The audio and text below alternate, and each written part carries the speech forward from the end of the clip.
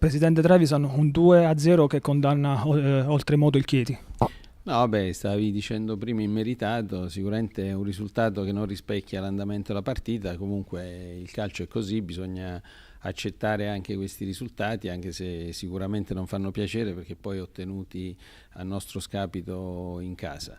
Io direi che alla fine della stagione comunque sono convinto che i risultati tra di loro si compensano.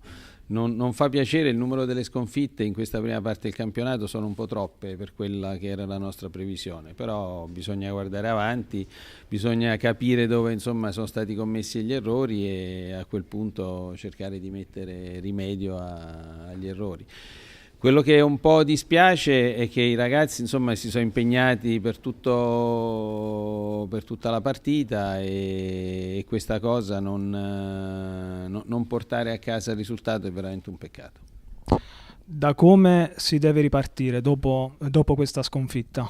Ma guarda, qua non ci fermiamo e non ripartiamo perché noi abbiamo vinto domenica scorsa fuori casa, arrivavamo da un pareggio rocambolesco in casa.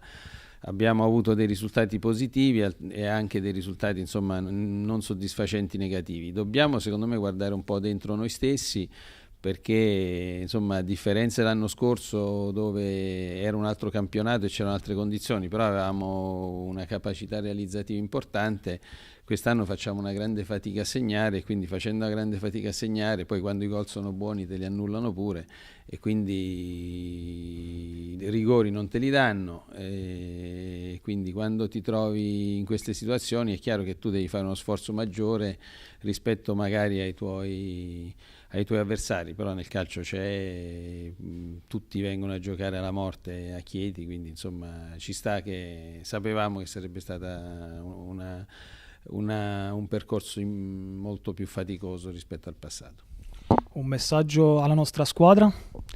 Ma il messaggio della nostra squadra, secondo me, loro si devono un po' ritrovare, devono fare gruppo e soprattutto devono affrontare anche loro tutte le partite col massimo impegno e la massima concentrazione, perché purtroppo stiamo capendo che chi viene qua o chi ci accoglie a casa propria lo fa con la massima determinazione e la massima concentrazione. Dobbiamo essere sempre determinati e concentrati anche noi.